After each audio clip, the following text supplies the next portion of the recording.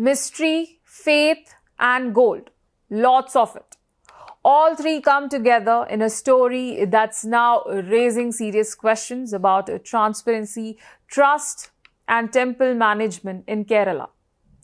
We are talking about the Sabarimala Gold Door Case, a tale that begins with a grand offering made decades ago and ends with missing gold, unexplained detours, and an investigation that's still trying to piece everything together.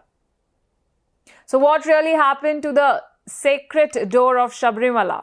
Let's unfold the story step by step.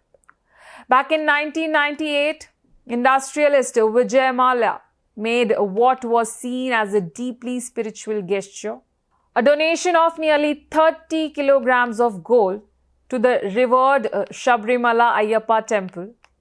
The gold was used to decorate the main sanctum doors, turning them into a dazzling symbol of faith.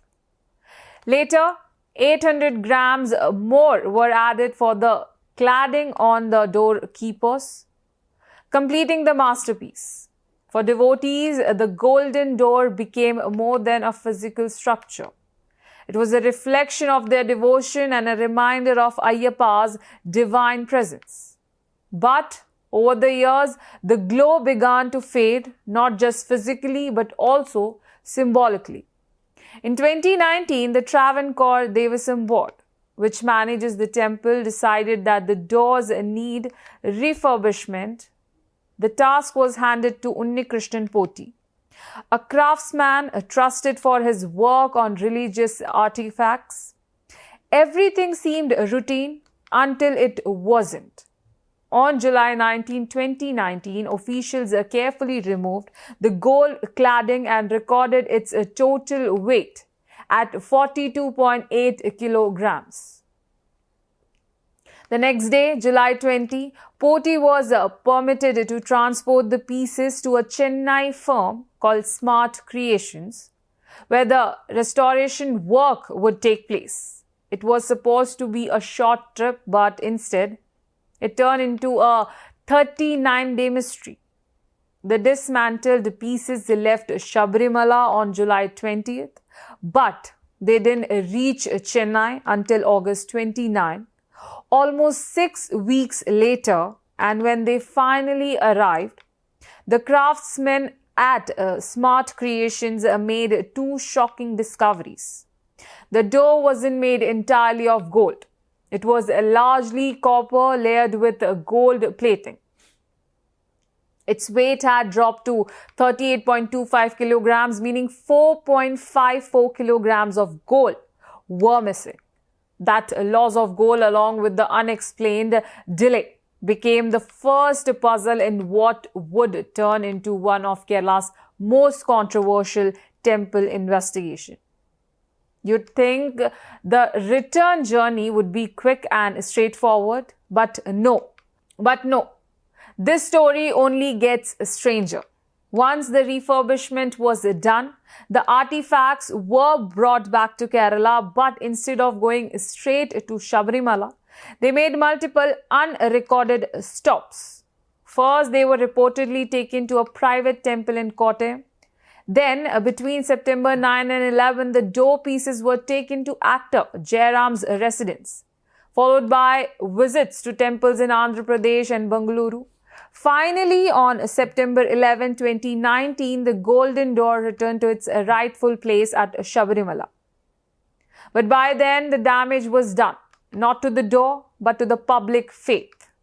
The details unearthed through court filings and official submissions have raised several uncomfortable questions.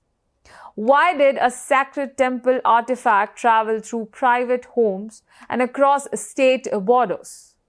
Who gave permission for these detours? How did 4.5 kilos of gold vanish during transportation? And the most important one, is the door now standing at Sabarimala, the original one, or a replica coated with gold paint?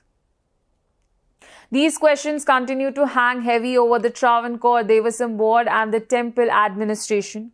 As concerns mounted, the Kerala High Court stepped in. It ordered a special investigation team SIT to probe every stage of this operation, from the removal of the gold to its reinstallation. The SIT is now tasked with verifying the transport logs and weight records, the list of people who handled the artifacts, and the sequence of locations visited during those 39 days. The investigation will also look into possible mismanagement or negligence by officials responsible for temple security and documentation. For now, the court has made one thing clear: accountability is non-negotiable. For millions of Ayyappa devotees, the Sabarimala temple is a sacred ground, a place of discipline, sacrifice, and purity.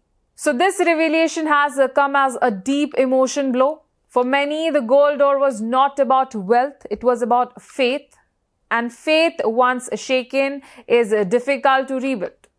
Social media discussions, pilgrim forums, and public debates are now filled with one lingering question: if something as sacred as the temple door can be mishandled, what does that say about the system meant to protect it?